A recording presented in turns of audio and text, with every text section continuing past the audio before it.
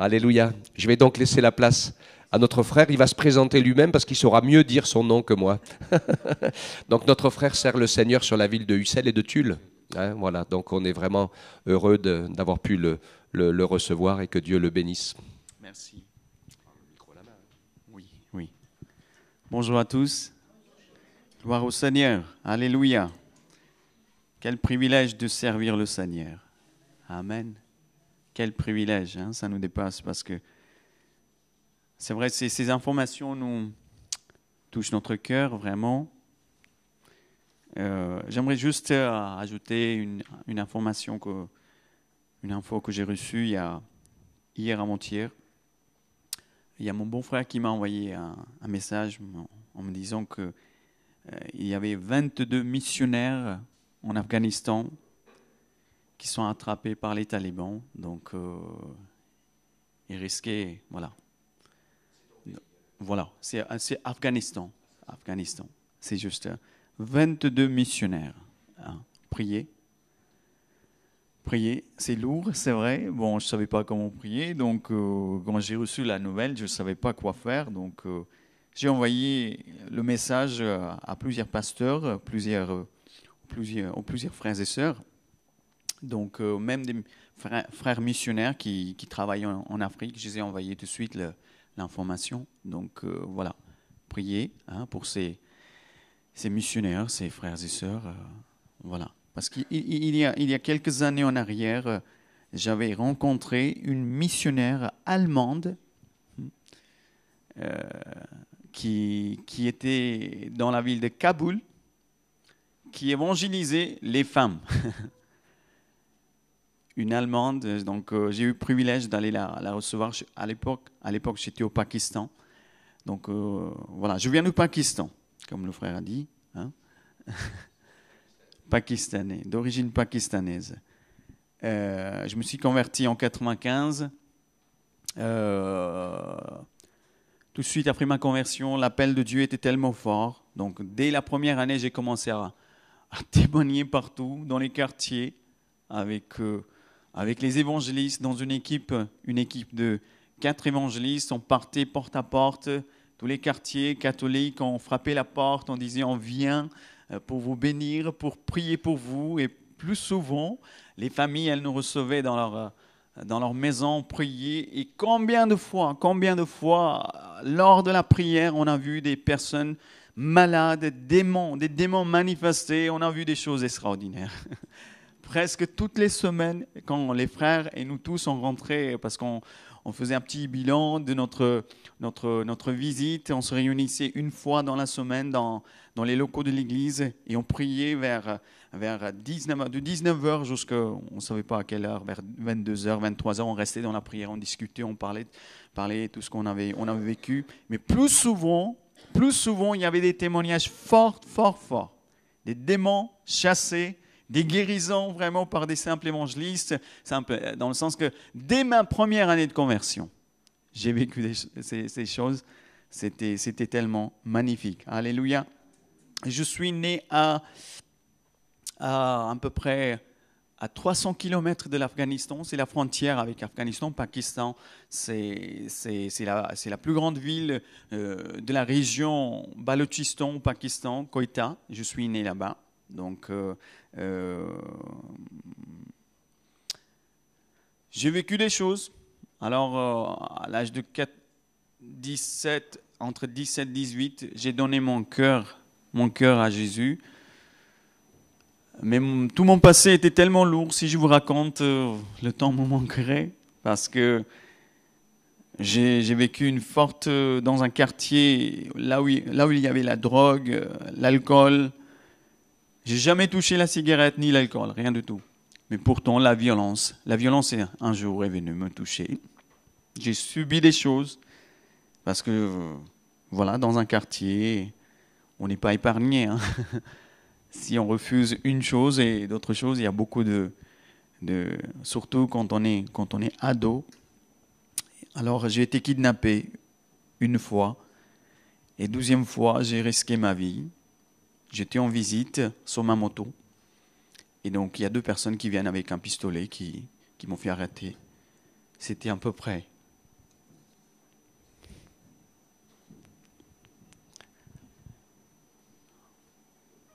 vers 23 heures du soir. Mais le Seigneur a mis sa main sur ma vie.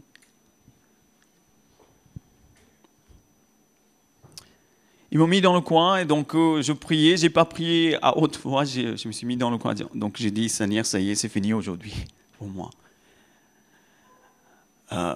J'avais qu'une seule moto et donc je visitais. Ils m'ont mis dans le coin, ils m'ont dit, voilà, donne tout ce que tu as. Ils m'ont pris la mallette, la moto et tout ça. Et donc, il a juste tiré vraiment sur moi. Et 2 personnes avec une barbe assez... Alors, j'avais des prières en soupir. En soupirant, j'ai prié. Seigneur, voilà, c'est fini. À peine ils démarraient la moto, et alors ils arrivaient, ils n'ont pas réussi à la démarrer. Donc c'est un miracle qui restera marqué de toute ma vie, toute mon histoire, parce que ce soir-là, ils ont essayé, c'est une moto toute neuve.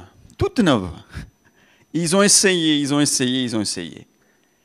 Et alors, à un moment donné, ils m'ont dit, alors démarre ta moto.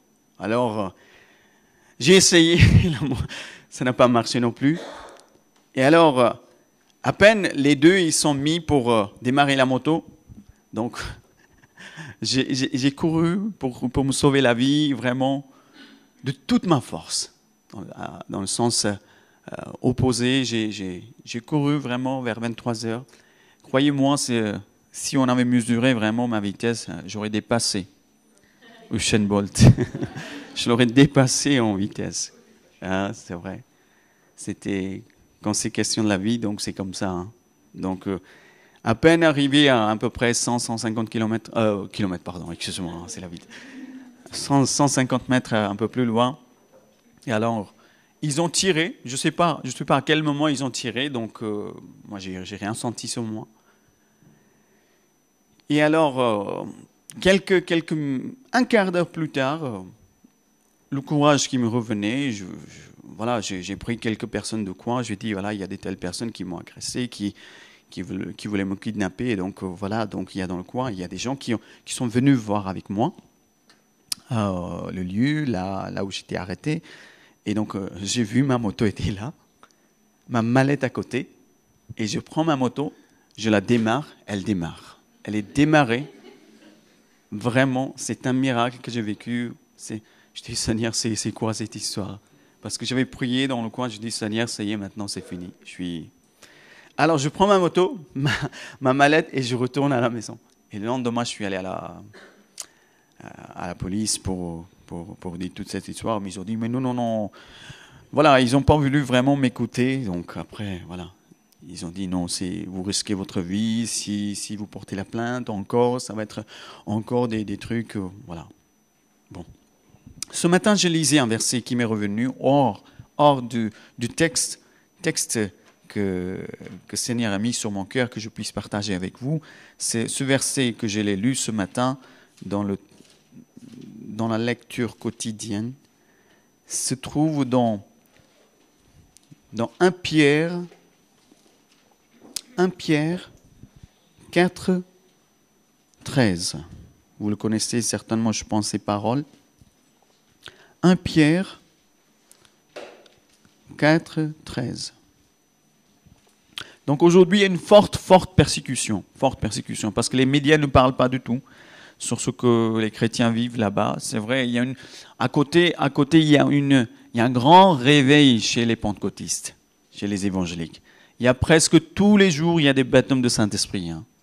Presque tous les jours, parce que je suis en contact avec des églises du coin. Il y a mon beau-frère qui travaille toujours. On a à peu près, seulement, rien qu'à la frontière du Pakistan, 300 kilomètres à peu près, de l'Afghanistan, on a une vingtaine d'églises pentecôtistes évangéliques pleines. La plupart, ce sont des jeunes filles, des jeunes garçons qui se lèvent pour servir le Seigneur. C'est vraiment un réveil. Et à part ça, il y a des baptêmes du Saint-Esprit et puis aussi des guérisons, des délivrances, vraiment, des démons qui se manifestent vraiment dans les... C'est très courant. Hein. Lors du culte, vraiment, il y a des délivrances, voilà. c'est normal. Une fois, ça m'est arrivé à Tulle. Une personne possédée. C'était mon premier culte à Tulle, le 14 juillet. 14 juillet. Et quand j'ai fait appel, il y a une personne qui s'approche. Elle était possédée. À peine les démons qui sont manifestés, l'église avait. Je suis désolé, parce qu'elle n'avait pas d'habitude, elle n'avait pas de l'habitude pour voir toutes ces choses. Mais j'ai pas eu le temps de prendre la personne à côté, dans la pièce. Je dis, qu'est-ce que je vais faire? Donc j'ai exercé l'autorité au nom de Jésus, la prière. Dans 5 minutes, cette dame a été délivrée. Et tout le monde a vu la gloire de Dieu. Alléluia. Et puis, 12e culte, premier culte sur Russell, j'y arrive. Il y a une sœur africaine, elle s'était convertie dans son pays. Elle arrive, il y a des démons qui se manifestent puissamment en elle. Donc, je savais pas quoi faire. Et là, parce que l'église, l'assemblée, elle est très petite, les petits, ils étaient tous là. J'ai pris ma femme à la fin du culte, avec ma femme, pendant une demi-heure, on est resté enfermés dans la pièce avec cette personne. Mais aujourd'hui, cette personne, elle vive sa délivrance. Alléluia. Elle est toujours à Ussel, elle est mariée, elle vient au culte et elle est une bonne chrétienne maintenant. Alléluia. Gloire au Seigneur. Regardez ce verset qui nous dit, c'est pas la prédication, je sais pas ce verset qui me revient. Je prends la liberté, frère. Merci. Voilà, le verset 13 qui nous dit, réjouissez-vous au contraire de la part que vous avez aux souffrances du Christ, afin que vous soyez aussi dans la joie et dans l'allégresse lorsque sa gloire apparaîtra. Amen. Quel beau texte. Regardez, dans l'Épître aux Romains, pour vous encourager, simplement, le chapitre 8, le verset 18. J'estime que les souffrances du temps présent ne sauraient être comparées à la gloire à venir qui sera révélée pour nous. Amen. Alléluia. Est-ce que vous le croyez? Vous savez, à part que l'Église, elle souffre, nous avons nos frères et sœurs qui sont en mission. Vous avez aussi l'action missionnaire, vous connaissez tous les frères. Est-ce que vous priez pour eux? Ils sont sur le terrain, vraiment, plus souvent quand ils viennent, ils nous racontent des beaux témoignages, ils nous racontent vraiment le vécu, des choses extraordinaires pour nous encourager, pour faire stimuler notre foi. Amen. Mais plus souvent, ils nous disent pas tout ce qu'ils vivent. Et souvent, si vous les voyez, mais même temps, combien ils subissent des pressions de la part de tous les parts. Est-ce que vous priez pour eux? Merci, sœur. Il y a une sœur qui prie. À part le pasteur, avec d'autres, à part des personnes qui prient, priez. Alléluia. Vous savez, la prière, c'est une puissance. Une puissance. Il ne vous demande pas vraiment l'argent, des chèques, quoi que ce soit. Si vous pouvez le faire, gloire à Dieu. Amen. Mais il demande que vous puissiez leur envoyer vraiment un soutien spirituel. Amen. Gloire au Seigneur. Alléluia. Donc je reviens. Et puis nous ne comprendrons pas vraiment combien Dieu peut vraiment glorifier son nom, attirer la gloire pour son nom, même si c'est possible par nos souffrances. Par nos souffrances. Je mets à côté pour un petit moment la prédication, je ne sais pas pourquoi. Il me revient un texte dans la Bible, le verset que j'avais donné à la sœur qui m'a demandé pour la prédication, ce n'est pas le verset. Donc ce texte qui se trouve dans l'Ancien Testament, et nous voyons à l'époque, c'est dans 2 Rois, il y avait une jeune fille qui a été amenée comme captive, esclave, dans le pays de Syrie. Et donc il y avait un général qui s'appelait Naaman, qui avait beaucoup de médailles, beaucoup de titres sur lui, mais malgré qu'il était lépreux. Mais cette fille est devenue une esclave chez elle. Mais combien elle souhaitait vraiment la guérison de son maître. Pouvons-nous comprendre vraiment ce mystère?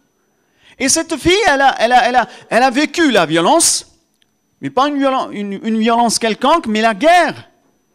Elle a été enlevée de sa famille, mais elle vient dans un pays étranger, et donc elle est esclave, et le patron, le maître, il est lépreux, mais elle pouvait dire, oh, il faut qu'il meure. Elle pouvait lui souhaiter la mort et plein d'autres choses. Mais combien, elle, une petite fille, Dieu s'est servi d'elle comme un instrument pour sauver Naaman.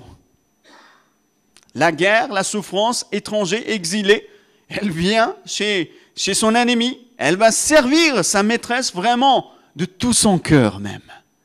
Alors, quel était le secret?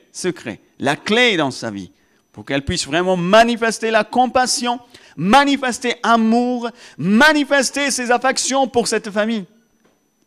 Moi, je crois que cette fille, elle connaissait Dieu. Alléluia. Elle a connu Dieu dans son pays. Elle a connu Seigneur chez sa famille. Elle a connu l'amour de Dieu, les compassions de Dieu dans sa famille. Mais elle l'a gardé précieusement. Amen. Ses enseignements dans son cœur. Malgré la violence, toutes ces choses, des blessures intérieures sur son âme, elle souhaitait la guérison. Elle se souciait de la santé de son maître. Ça nous dépasse parfois, toutes ces choses. Mais combien, quand Dieu vient, réellement mes bien-aimés, ceux qui connaissent Dieu, ceux qui l'ont expérimenté, croyez-moi, quelles que soient les circonstances, quelle que soit la situation, que ce soit dans le pays, à l'étranger, ils seront fidèles. Alléluia. Et l'apôtre Paul, il nous a dit, qui nous séparera? Qui nous enlèvera l'amour de Dieu manifesté par Jésus? Alléluia. Il a dit, ni la hauteur, ni la profondeur, ni les persécutions, ni la mort. Alléluia. Et donc il a dit, personne. Une personne qui a vécu l'amour de Dieu dans son cœur. Amen. Alléluia. C'est très important que nous puissions connaître l'amour de Dieu. Cette fille, elle a souhaité, elle désirait, mais elle savait que Dieu est fidèle. Peu importe les blessures sur votre âme, comme c'était dans mon cas aussi. Vous savez, quand je suis arrivé en France en 2005, 4 jours. En 2004, première fois pour me marier. 4 jours après notre mariage, j'étais reparti au pays. Et puis on est resté 15 mois séparés. Ma femme était ici, donc j'étais au pays, donc on ne savait pas quoi faire. Et en même temps, j'avais une haine pour mon pays. Je suis désolé de vous. J'aimais pas parce que j'avais des souffrances, j'avais vraiment des blessures sur mon âme. J'avais vécu une forte discrimination dans tous les domaines, comme la sœur tout à l'heure nous a partagé quelques nouvelles manifestations. Si vous allez chercher un travail, donc si vous êtes 2 personnes, même si vous êtes compétent, vous avez des diplômes, mais ils vous renverront vraiment, ils souhaiteront que je sois vraiment une personne de leur religion qu'elle soit recrutée que vous, par rapport. Donc c'est une fois, on peut pas vraiment. Souvent il y a des miracles qui se produisent. Si vous n'êtes pas à la hauteur, vraiment, vous n'êtes pas vraiment au niveau, et ne croyez pas que vous allez être recruté, avoir de travail. C'est très très très difficile dans ces pays. Mais malgré ces blessures sur mon âme, j'ai loué Dieu. J'ai loué le Seigneur. Je dis, merci mon Dieu, parce que c'est au Pakistan que tu es venu me chercher. C'est vraiment un coin qui est perdu, un coin qui est le désert, aride. Si vous y allez, vous regardez des rochers, vraiment. Il y a des montagnes qui sont bien entourées par les montagnes. Cette ville est très jolie, très jolie. Mais dans cette ville, dans un quartier qui était vraiment renommé pour ses violences, pour l'alcool, pour la drogue, et dans ce quartier, Seigneur vient me chercher. C'est là, je dis Seigneur, merci, merci. Malgré tout ce que j'ai subi, mais tu m'as consolé là, dans le cœur du mal. Alléluia. Là, vous savez, quand j'étais kidnappé, j'étais harcelé beaucoup. Agressé. Mais à un moment donné, je gardais un couteau souvent, un couteau dans mon sac. Je me disais, soit voilà, moi-même, soit c'est moi-même, soit c'est l'autre qui va venir me chercher, quoi. Pendant des années, j'ai vécu comme ça, des années. Mais Seigneur, un jour, il a touché mon cœur par l'Évangile. Par l'Évangile. Il a enlevé toute la violence qui était dans mon cœur. Dans mon cœur. Vraiment. Voilà, c'était... Je suis marié, 3 enfants, 9 ans, 6 ans et 5 mois. Gideon, Eliezer et Jonathan. On est une belle famille. Une famille heureuse qui loue Dieu, qui aime le Seigneur. Amen. Et ma femme qui est une évangéliste. Elle a une facilité, lorsqu'elle trouve quelqu'un dans la rue, elle a une facilité, elle parle du Seigneur, vraiment, ouvertement. Mais parfois, je lui dis, qu'est-ce que tu fais? Mais à sa façon, elle ne maîtrise pas vraiment comme il faut le français, elle est comme moi, mais à sa façon, elle va vers la personne, elle aborde le sujet, elle parle de Jésus, elle parle de l'Évangile. Mais je me souviens, il y a eu 8 personnes qui sont arrivées dans l'église par son témoignage.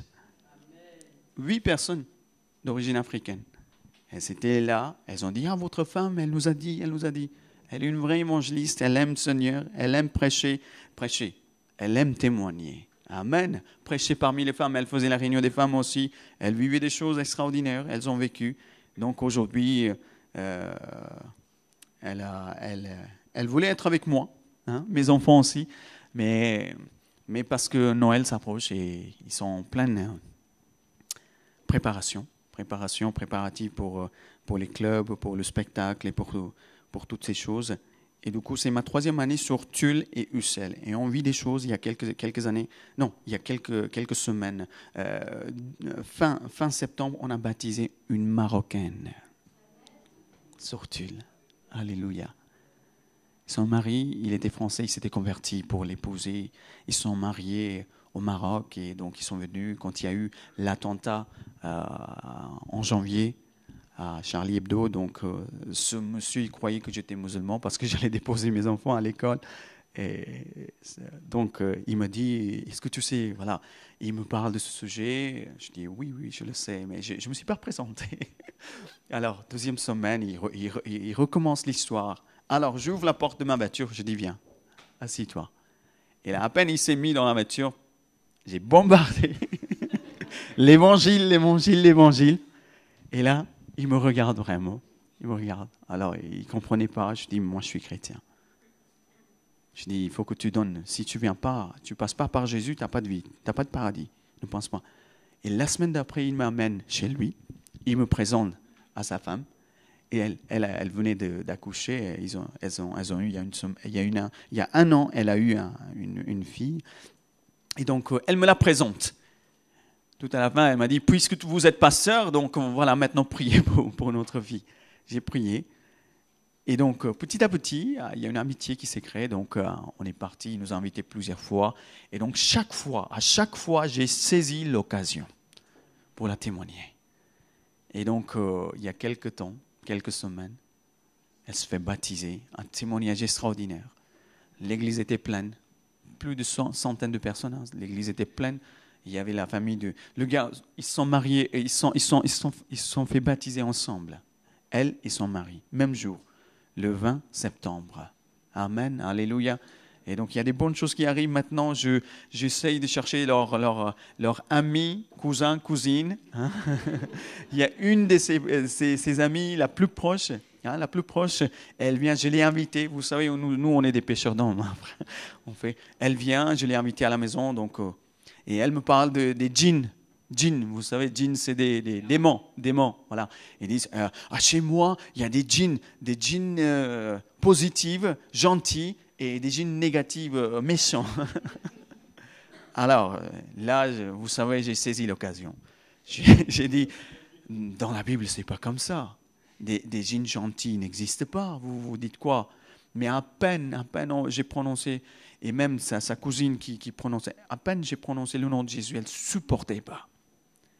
Elle a dit, je peux plus entendre ce nom. Le nom du Seigneur, le nom de Jésus. Non. Vous vous rendez compte combien les ténèbres Alors, je reviens. Est-ce que votre cœur appartient à Jésus?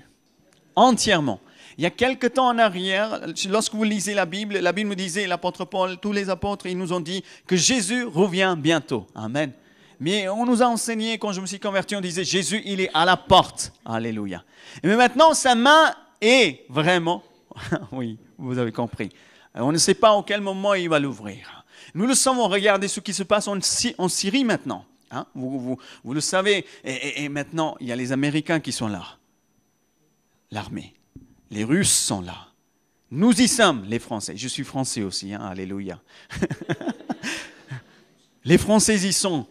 Il y a d'autres pays. Mais après la Syrie, il y a Israël à côté. Il y a Israël, mes bien-aimés. Des choses sont en train de mettre en place. Jésus revient bientôt, mes bien-aimés. Chaque prophétie dans les pages de la Bible, elle se réalise, mes bien-aimés. Alléluia. À sa façon. Parce que nous les voyons comme des catastrophes, comme des guerres, comme la violence, comme des crises. Mais ça a été déjà prononcé. Alléluia. Mais Jésus revient bien. Si notre cœur n'appartient pas à Jésus, mes bien-aimés, nous ne serons pas partis. Il y a un avant-hier, je disais à mon fils, qui a 9 ans, je l'ai pris, on était le matin dans la prière, tous les 5, le petit, celui qui est né aussi avec ma femme, on priait. Après la prière, je dis, mon fils, regarde, si tu ne donnes pas ton cœur à Jésus, tu es perdu, tu es perdu, tu es perdu. Je dis, ouvre ton cœur, accepte ton fils, Jésus comme ton sauveur. Il aime Jésus, mais sa prière, c'est tellement rapide. Merci Seigneur pour ce repas, amen. C'est ça. Mais son petit frère, sa prière, c'est extra. Si vous le voyez, on dirait que c'est un vrai intercesseur, son petit frère. Un vrai intercesseur quand il se met à prier. Vraiment, une fois, je me souviens, il y a quelques semaines en arrière, il s'est mis à genoux, vraiment. Et il a levé ses mains et il a fermé ses yeux. Il commence à prier pour tous ses copains, pour tous ses camarades, pour toutes ses copines dans la classe. Pour sa maîtresse, il a commencé à prier. Un vrai intercesseur en lui, alléluia. Mais son frère, il aime manger. Il aime les lasagnes, les pizzas, c'est vraiment ces choses. Et chaque fois quand je dis, alors qu'on va prier, on évite que ce ne soit pas lui, parce que la prière, elle va être courte, quoique le Seigneur entende toutes les prières. Amen. Gloire au Seigneur. Si notre cœur n'appartient pas à Jésus, on risque de rester là. Je vais vous lire juste un texte. Oui, sœur, vous pouvez la mettre maintenant, hein, s'il vous plaît. Je ne serai pas très très long, hein, croyez-moi. Si c'est... Voilà. Je m'excuse. J'essayerai vraiment de résumer tout ce que le Seigneur a mis ce matin sur mon cœur. L'évangile selon Marc. Pardon? Merci. L'évangile selon Marc, le chapitre 10. Vous connaissez toute cette histoire, c'est extraordinaire. Je parlais du cœur. Si votre cœur n'appartient pas vraiment à Dieu, si vous ne l'avez pas donné entièrement, alors regardez, je vais vous lire ce texte à partir du verset 17.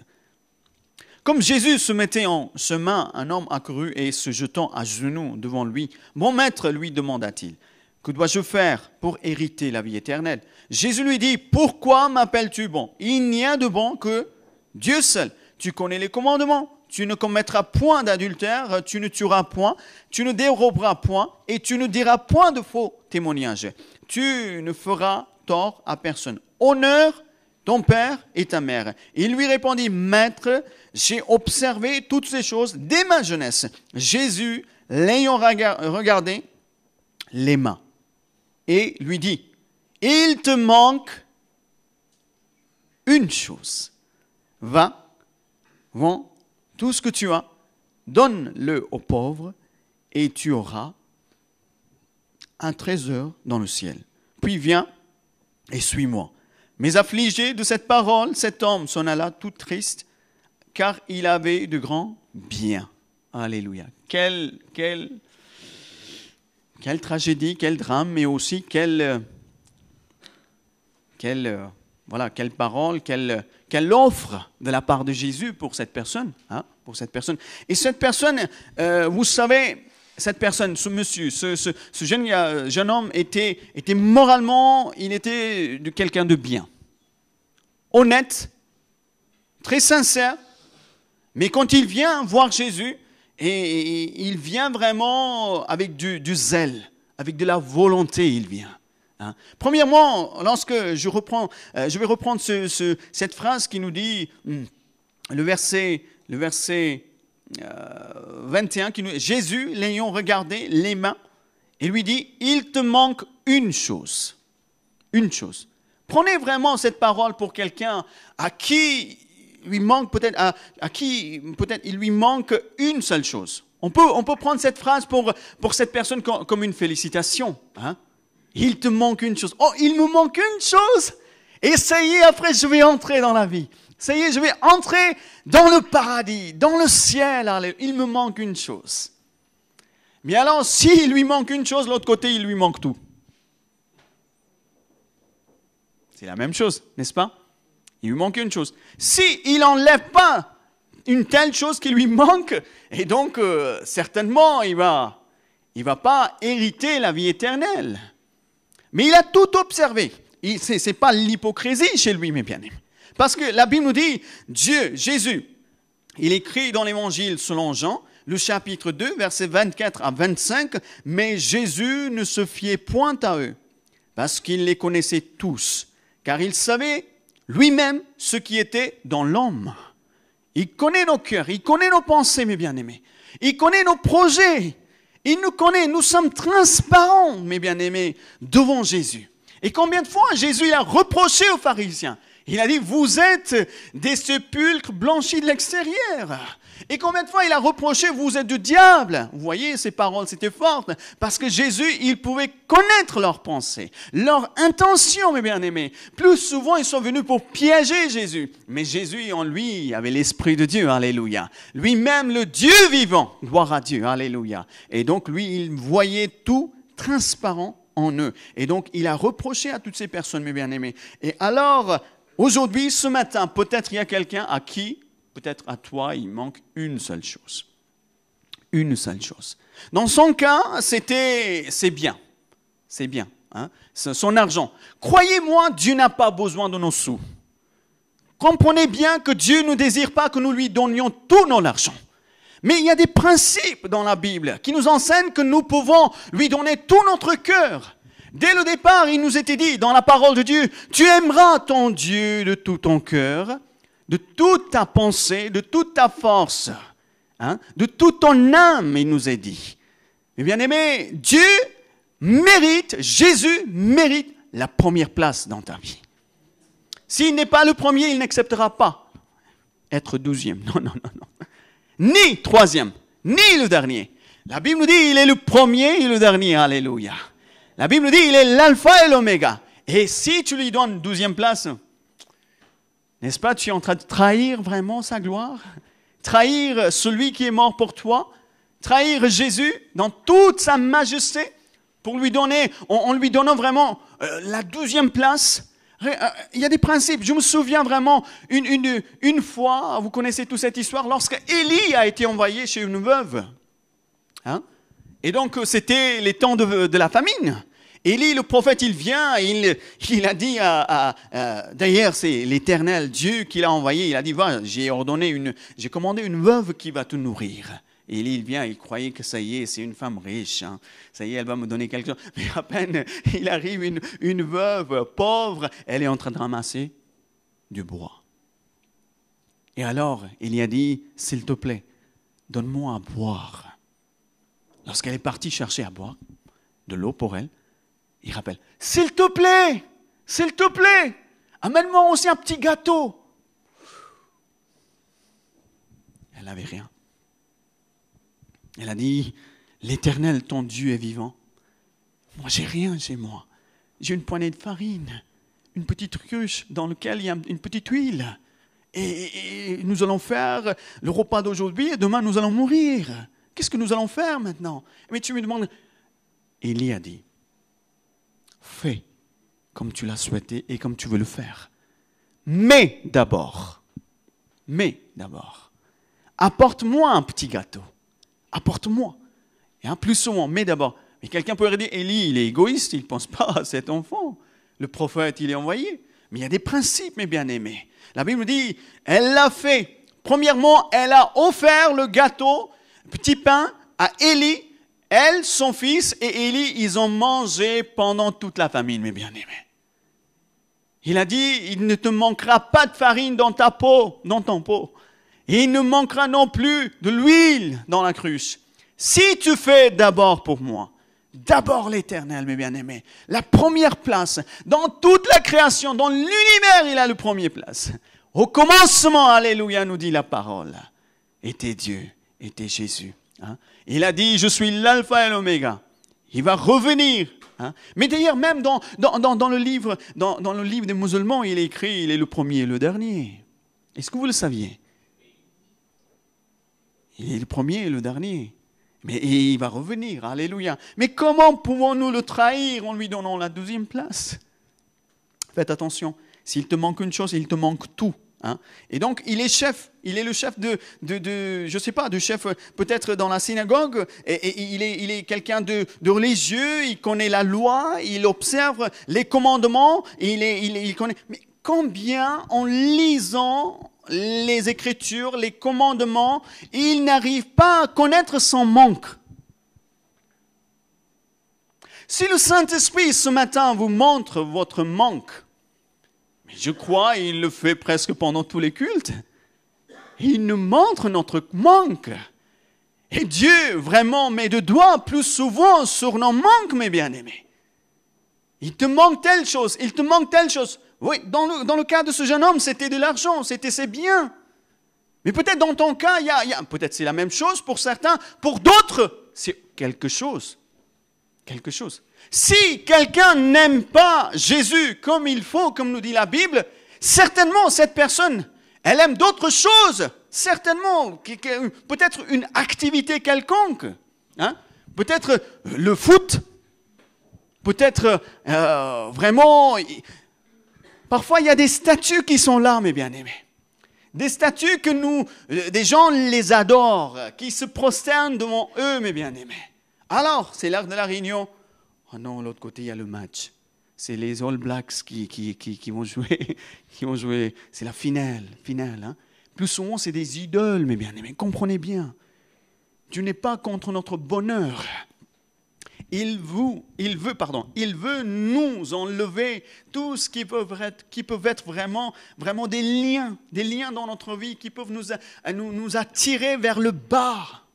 Mais Jésus, il veut nous amener vers le haut. Amen. Il veut que nos liens tombent. Parfois, peut-être c'est des convoitises. Certains qui sont tellement... Je me souviens, il y a une fille qui me pose beaucoup de questions en ce moment. C'est une fille musulmane. Souvent, quand je la croise, souvent c'est chez la famille que je visite, qui s'est convertie il y a quelque temps. Souvent, elle me pose des questions. Mais plus souvent, quand elle est venue, elle avait bu. De la bière, quelque chose. À un moment donné, le Saint-Esprit était tellement... Il m'a mis la pression sur ma vie. Il fallait que je lui dise. Je dis, si tu veux avoir les réponses pour tes questions, la prochaine fois, ne viens pas vraiment dans l'état tel que tu étais. Je dis, ne bois pas. Ne bois pas, prochaine fois. Viens, je te donnerai les réponses. Pas comme ça. Elle est tellement liée avec ses passions. Elle est tellement liée avec ses plaisirs. Et il y a quelque temps, j'étais allé voir une fille à Ussel, elle a 17 ans, et donc elle a croisé quelques personnes satanistes. Pour elle, elles sont très gentilles, accueillantes, qui l'aiment. Elle a du mal à se détacher d'eux. Et elle a dit, si je reviens à Dieu, et vous aussi, j'accepte Dieu. Et vous dites, il ne faut pas faire ça, il ne faut pas boire, il ne faut pas fumer, il ne faut pas faire du sexe, et tout ça. Je dis, vous n'avez rien compris. Je dis, Dieu n'est pas contre notre bonheur. Dieu n'est pas contre notre plaisir. Ce sont des dons, pas l'alcool, la cigarette, ce n'est pas le don. Et d'autres choses, ce sont des dons que Dieu nous a donnés. Mais si vraiment le cadre dans lequel nous pouvons vraiment avoir du plaisir, prenons l'exemple le sexe, je dis c'est un don de Dieu. Mais alors tu veux partager partout, mais Dieu veut que Dieu te mettra une personne selon lui, selon sa volonté, avec lequel tu pourras partager ce plaisir. Mais là, si tu dépasses les limites, ça deviendra adultère. Fais attention. Et à peine 3 heures après, j'ai parlé avec ma femme, avec elle. On a prié pour elle. Elle a été visitée dans son corps. Elle a été visitée, elle a commencé à rigoler, rire devant sa maman. Elle a dit, je ne sais pas, quelque chose qui m'a traversé. Quelque chose qui m'a traversé. Nous le savions, ma femme et nous, on savait que c'était l'onction du Saint-Esprit qui l'avait libérée. Elle est revenue à l'église. Mais il y a encore des liens, mes bien-aimés. Mais peut-être il y a des choses qui peuvent être vraiment des barrières pour vous dans votre vie. Il faut les ôter. Mais premièrement, cette parole, c'est une félicitation. Mais deuxièmement, cette parole, il te manque une chose, c'est un avertissement. C'est un avertissement. Il te manque une chose, fais attention. Il faut que tu l'enlèves et entre dans la vie. En lisant la parole, il ne comprenait pas quel était son manque. Vous vous rendez compte? Une personne qui voit. Moi, je crois que la parole de Dieu, c'est un miroir. Amen. Elle nous montre tel que je suis. Et c'est de moi de l'accepter tel que je suis. Amen. Et Jésus a dit, viens tel que tu es. Je me souviens de l'histoire du fils prodigue. Vous vous souvenez, le fils prodigue? Et il est venu tel qu'il était. À peine il était quelques kilomètres, quelques centaines de mètres de chez lui, le père l'a vu de loin. Il n'a pas vu, il était trempé dans la saleté, l'odeur qui se dégageait de son corps, de ses habits. Le père descend, il courut et il se jeta, la Bible nous dit, à son cou, et il l'embrassa. Et il l'embrassa beaucoup, la Bible nous dit, mes bien-aimés. Il l'aima, alléluia. Dieu veut. Et parfois, on a l'impression, quand je serai mieux et là, je serai capable de servir le Seigneur, je viendrai à l'église. Non. C'est Dieu, il s'occupe de tout, mes bien-aimés. C'est le sang de Jésus qui nous purifie, alléluia. C'est l'œuvre de la croix qui nous délivre, alléluia, qui fait tomber tous les liens. Et au-delà de ces choses, mes bien-aimés, en croyant en Jésus, celui qui croit en Jésus, il ne lui manquera pas de vie éternelle. Il a dit, si tu crois, tu auras la vie éternelle. Amen, alléluia. Et ce jeune homme, il a du zèle. Mais encore, je reviens à cette histoire du fils prodigue. Mais lui-même, combien peu, lui-même, il connaissait son père, le cœur du père. Le cœur du père, il ne le connaissait pas. Il a dit, je rentrerai chez mon père, je lui dirai, accepte-moi comme un de tes ouvriers, s'il te plaît. Mais le père le voit de loin, il se jette à son cou et il l'embrasse. Mais il a dit, je lui dirai que je ne suis pas digne. Pour être appelé, j'ai péché contre le ciel et contre toi. À peine il prononçait ces paroles, le père l'embrassait. Alléluia. Amen. Cette conversion. Alors ces baisers de la part de son père, c'était quelque chose en lui disant, tu es bienvenu mon fils, je t'accueille mon fils, je t'offre un grand pardon mon fils, alléluia. Et le cœur de père s'est réjoui en l'embrassant mes bien-aimés, alléluia. Combien peu parfois nous connaissons notre Dieu, le cœur du Père. Donne ton cœur entièrement à Jésus, entier. Il le mérite. Pas vraiment moitié, mais il le mérite. Alléluia. Mais peut-être ce jeune homme, il avait tellement de confiance en soi-même. Mais quand tu viens à Jésus, mets ta confiance en Jésus. Alléluia. Mets ta confiance en lui. Alléluia. Il ne lui manquait pas de la volonté, mes bien-aimés. Il se montre de bonne volonté et à tout prix, il veut vraiment suivre Jésus. Il veut avoir le chemin, la voie qu'il a choisie. Elle était bonne vers Jésus. Il vient pour avoir quelques conseils spirituels. Mais les bons conseils sont donnés par Jésus. Bons conseils. Mais parfois, la parole de Dieu, elle nous parle. Combien de fois? Parfois par la parole de connaissance, par une prophétie, par une parole donnée par une sœur, par un frère, nous parle. Mais la Bible nous dit, mes bien-aimés, si tu entends sa voix, n'endurcis pas ton cœur. Aujourd'hui, c'est le jour du salut. Pourquoi aujourd'hui? Vous savez, la Bible nous dit, comme le Père a donné beaucoup de chance, il a donné une 12e chance à son Fils. Dieu nous donne, je crois, il nous donne beaucoup de chance dans notre vie. Amen. Mais, il y a un grand mais, mais, comme nous ne savons pas combien de temps nous allons vivre sur la terre, et nous ne savons pas non plus combien de chances il me reste encore. Et qu'est-ce qu'il faut faire? qu'est-ce qu'il faut faire? Dès la première chance, il faut saisir sa main. Il faut le saisir, Seigneur, me voici, me voici. Mais bien aimé, ne tardez pas. Je me souviens d'un témoignage que j'avais lu dans un livre, une jeune fille qui venait à l'église évangélique, plus ou moins, elle écoutait la parole de Dieu. Un jour, il y a eu la parole la prédication, c'était sur la repentance. Elle a ouvert sa Bible et tout au fond, à la fin de sa Bible, elle a mis « Je me repentirai demain ». Elle a mis. C'est très dramatique ce témoignage. À peine, après le culte, elle est sortie du culte. Elle a traversé la route. Il y a une voiture qui vient. Ça y est. Et la Bible est tombée et la page s'était ouverte. Je me repentirai demain. Ne jouez pas avec la vie. Ne jouez pas, mes bien-aimés. Offrez, donnez votre cœur entièrement à Jésus. Il vous aime, c'est pour notre bien. Pour notre bien. Hein. C'est un avertissement, cette parole. Il te manque une chose. S'il te manque une chose, il te manque le ciel. Il te manque vraiment la vie éternelle. Hein. Et donc, le jeune homme, il croyait qu'il avait beaucoup de confiance en lui.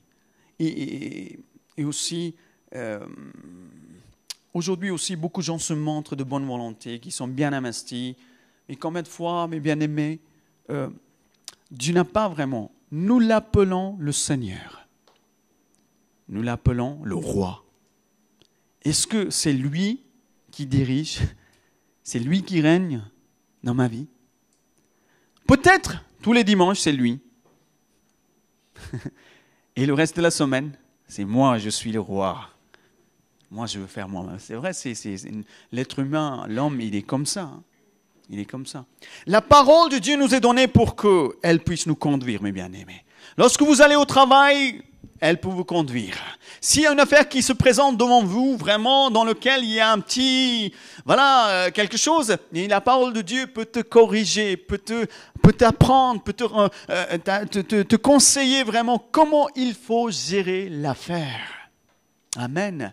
Il faut qu'il règne sur notre vie. Oui, au 12e mot, ces paroles sont un avertissement pour nous tous. Il te manque une chose, et c'est-à-dire donne ton cœur, tout ton cœur à Dieu. Alléluia. Hein? Donc notre Sauveur le donne un commandement. Il lui donne pour tester son engagement, pour tester sa foi. Il lui a dit, donne ton cœur, va, vends tout ce que tu as. Et Jésus lui dit, va, vends tout ce que tu as et distribue-le aux pauvres. Hein, comme je vous ai dit, c'est un commandement particulièrement pour lui. Peut-être pour quelques-uns ici, c'est pour vous aussi, c'est un commandement. Parce que l'amour de l'argent, la Bible nous dit, c'est la racine. Vous connaissez le reste. Hein? Mais pour d'autres, ça peut être une activité quelconque, je vous ai dit tout à l'heure. Peut-être ça peut être une passion. Ça peut être vraiment du sport, la musique.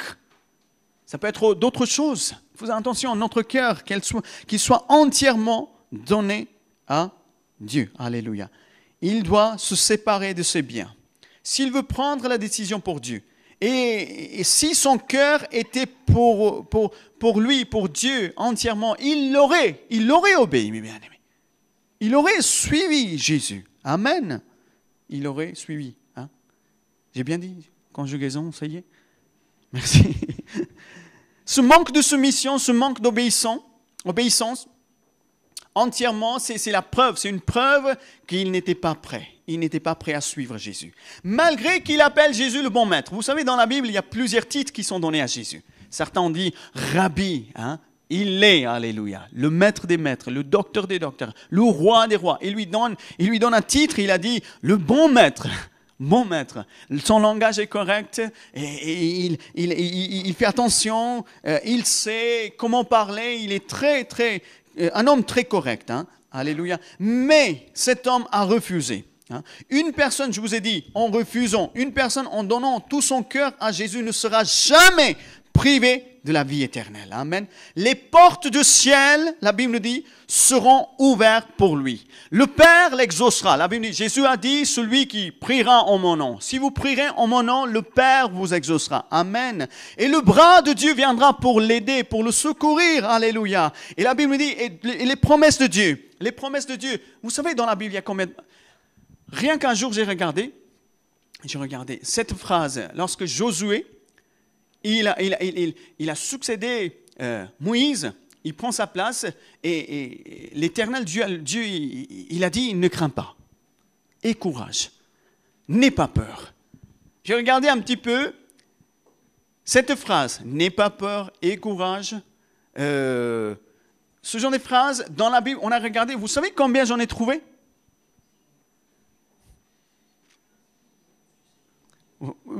C'est vraiment, ça nous dépasse comment le Saint-Esprit nous vraiment, il veut nous, à peu près, environ 365. Une pour chaque jour. 365, n'aie pas peur. Aie courage, je suis avec toi. Alléluia. Tous les jours.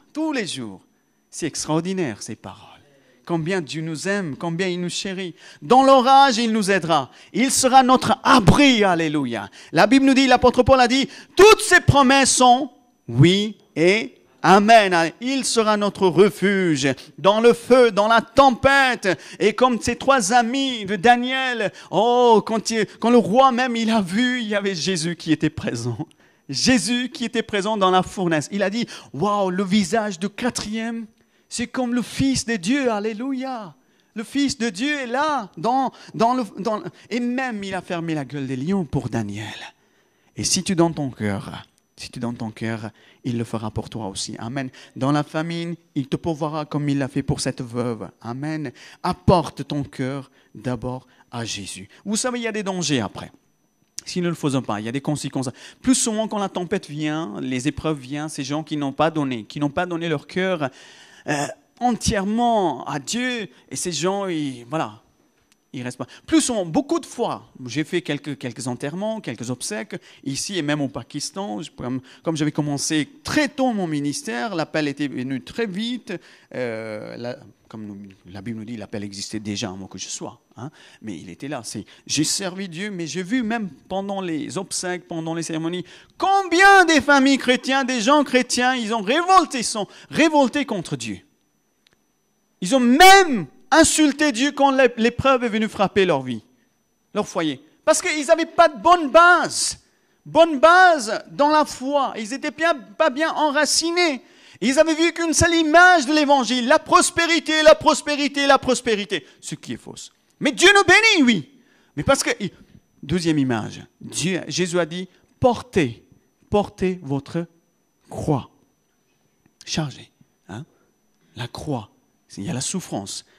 L'apôtre Paul nous a dit, ceux qui désireront vivre une vie pieuse seront persécutés, il a dit à Timothée. Vous savez ces paroles. Mais bien aimé, plus souvent, ces gens qui n'ont pas donné leur cœur à Jésus, ils souffrent. La tempête vient, l'épreuve vient, ils n'ont pas de bonne base. Et alors, qu'est-ce qui se passe? Très vite, ils se révoltent. Très vite, ça y est, même ils sont capables d'insulter. Ils sont capables même d'aller au-delà de dire, même témoigner dans le mauvais sens de Dieu. J'étais allé dans telle église, ils m'ont dit, ça y est, il sera guéri. J'étais allé voir tel pasteur, il m'avait dit, ça y est, j'ai prié, ça y est. Mais, vous comprenez dans le sens. Mais Dieu, si on donne tout son cœur à Dieu, alléluia, et vous comprendrez, Dieu nous fera grâce. Amen. Avoir des bonnes fondations dans la vie, Jésus a dit, celui qui entend mes paroles et qui les met en pratique sera un homme sage. Celui qui entend ces paroles et ne les met pas en pratique, il est un homme. La Bible qui dit, c'est pas moi. Si quelqu'un ce matin qui ne le fait pas, la Bible dit, cette personne est insensée. Eh bien, j'ai fini. Au troisième, ces paroles montrent une direction. C'est-à-dire, ces paroles veulent dire, brise ton idole. Brise tes statues et viens me suivre. Jésus a dit, brise tes richesses. Et puis, il a écouté. Son idole, c'était l'argent. Vous savez, ce n'est pas vraiment que ces choses empêchent Dieu. Ces choses ne sont pas vraiment une puissance pour empêcher le bras de Dieu d'agir à votre égard. Non, non, non, il y a des principes. Regardez, je me souviens la vie de Gédéon. Gédéon, Dieu lui parle, Dieu lui a dit, l'Éternel parle, et il a dit, où sont les miracles? Où sont les miracles? Alors il a appris par son père lui a dit, voilà, Dieu nous a délivrés de l'Égypte, la mer Rouge s'était séparée, et on a traversé vraiment la mer Rouge, et on est arrivé là, on a vu vraiment la manne arriver dans le désert, et puis aussi Dieu nous a fait voir par le rocher tous ces miracles extraordinaires. Et ce garçon, il désirait vraiment des miracles, mais il ne savait pas qu'il y avait quelque chose chez son père. Le père, à côté, il enseignait la parole de Dieu, mais il avait le Baal aussi à côté. Il avait le Baal. Mais il fallait qu'il fasse une rencontre. Après avoir rencontré Dieu, Dieu lui a ouvert les yeux pour qu'il puisse voir l'idole, les statues de Baal chez son père. Et alors quand il est parti, il a détruit. De nuit, la Bible nous dit. Il les a détruits et alors il a été revêtu du Saint-Esprit, la Bible nous dit. Il a été revêtu, mes bien-aimés, lorsque ces choses. Mais ce garçon, ce jeune homme, mes bien-aimés, après avoir lu, médité, observé la loi, il y avait un voile sur ses yeux. Il y avait un voile sur son intelligence. Mais il savait que quelque chose qui n'allait pas. Quelque chose qui ne va pas. Plus souvent, c'est avec nous aussi. On le sait, quelque chose qui ne va pas, mais on ne le sait pas. Mais plus souvent, mais le pasteur, il nous montre, des frères et sœurs, par la parole de connaissance, c'est l'endurcissement de cœur qui nous empêche. Peut-être comme ces richesses ont été tellement précieuses pour lui, il ne voulait pas il voulait pas vraiment les quitter. Il a dit, ça nous montre une direction. Et puis, il y a une deuxième signification de ces paroles, va, vends tout ce que tu as. C'est-à-dire, consacre tout pour Dieu. Tout pour Dieu. Tout pour Jésus. Amen. Et croyez-moi, ne pensez pas qu'en ayant les richesses, vous serez plus riche. Si vous n'avez pas la vie éternelle. Dieu n'est pas contre la richesse. Moi, les pasteurs, nous n'avons pas besoin de votre argent. Dieu, il a béni Abraham, il est devenu riche. Dieu a béni Salomon, il est devenu riche, mes bien-aimés. Dieu a béni David, il est devenu riche. Dieu a béni tas d'autres dans la Bible. Job était un homme extraordinaire. S'il existait aujourd'hui, Job, toutes les grandes entreprises seraient à lui, mes bien-aimés. Job, s'il était là, c'est Dieu qui les a bénis, alléluia. Il y a un principe, Dieu veut que notre cœur soit pur, saint, alléluia, pour lui, prêt à le servir. Voulez-vous le servir? Enlevez vraiment telle chose quelconque qui vous empêche et laissez-vous remplir par le Saint-Esprit. Amen.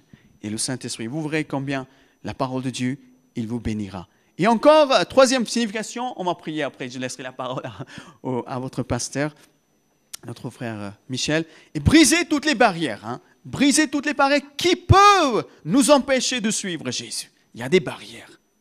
Il y a des barrières. Vous le savez, peut-être Saint-Esprit, Seigneur, ce matin, il a mis du doigt, vraiment le doigt sur certaines de ces barrières dans votre vie. Dans le cas de ce jeune homme, grand obstacle, c'était son bien, son argent. Et au tel point il était aveuglé, il était enfermé vraiment en lui-même, qu'il a fallu que Jésus lui montre, voilà, c'est ça. C'est ça, il faut que tu l'enlèves. Combien de fois le voile est tellement épais, on ne le voit pas. On ne le voit pas. Quelle est la chose qui me manque? Combien il était aveuglé, combien aveuglé. Mais en plus, il passe à côté de la vie. Il vient à Jésus, il lui dit, tu es le bon maître. Et Jésus dit, viens, suis-moi. Tu auras un trésor dans le ciel. Quel trésor, alléluia. Gloire à Dieu, gloire au Seigneur. Vous croyez qu'il avait tout observé. Il croyait qu'il avait tout observé. Vous savez, Jésus a cité quelques commandements dans cette histoire. Jésus a dit, tu connais les commandements? Il a dit, oui, je connais. Alors, Jésus n'a pas cité le premier commandement. C'était quoi le premier commandement? Tu adoreras ton Dieu. Amen. Parce que il y a vraiment le Saint-Esprit, Jésus a vraiment enseigné à cette personne pour que lui puisse se réaliser, qu'il puisse voir qu'il n'adorait pas. Il n'était pas adorateur de Dieu. Tout à l'heure, votre pasteur a dit, Dieu cherche des adorateurs. À moins que vous soyez le chrétien, à moins que vous soyez le service quelconque, au service dans l'église, dans l'activité, nous sommes des adorateurs. Amen. Adorons Dieu. Donnons tout notre cœur à Jésus. Alléluia. Il le mérite. Il est digne. Il est digne, alléluia, de l'avoir. Il n'y a personne d'autre, mes bien-aimés, alléluia. Lui, parce qu'il a donné sa vie pour vous. Il nous a rachetés, alléluia. Il a payé le plus grand prix pour nous racheter, alléluia. Il le mérite. Il le mérite. Amen. Prions ensemble. Je laisse la place à votre pasteur. Alléluia, Seigneur, tu es fidèle. Merci. On prie le Seigneur tous ensemble.